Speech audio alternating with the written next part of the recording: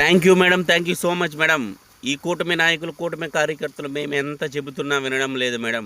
నిద్రపోతున్న సింహాన్ని లేపకండి అని చెబుతున్నా వినడం లేదు. కానీ కూటమి పార్టీలో ఒకరైన మీరు, జనసేన పార్టీకి చెందిన మీరు కూడా వాళ్ళని హెచ్చరిస్తున్నారు అంటే రాష్ట్రం ఎంత దౌర్భాగ్యమైన పరిస్థితిలో ఉంది మేడం.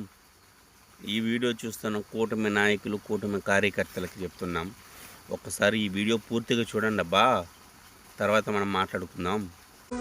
కర్రలు ఎత్తుకుని బయటికి రాలి ఇప్పుడు వచ్చారు. ఎందుకు వచ్చారు? ప్రభుత్వంలో ఉన్నాం మేము. లేకపోతే కొడుకులు కూతుళ్ళు విదేశాలకు వెళ్ళిపోతారా?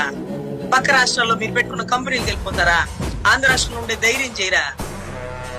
వస్తే జగను ఎలా ఉంటది?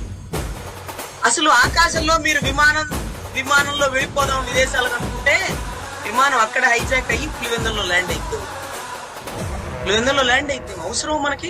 చూసారు కదబ్బా జగన్మోహన్ రెడ్డి గారి కెపాసిటీ ఎంతని. దయచేసి ఈ పదవులు అనేటివి శాశ్వతం కాదబ్బా. పదవులు ఈరోజు ఉంటాయి, రేపు పోతాయి. ఈరోజు అధికారంలో ఉన్నారని మీరు విర్రవీగితే ఒకవేళ మీ అధికారం పోతే మీ పరిస్థితి ఎలా ఉంటుందని చెప్పి మీ కూటమిలో ఒక పార్టీ అయినా జనసేన పార్టీలో ఒక మహిళ చెబుతుంది అంటే ఒక్కసారి ఆలోచించి అడిగేస్తే మంచిదని చెప్తున్నాం.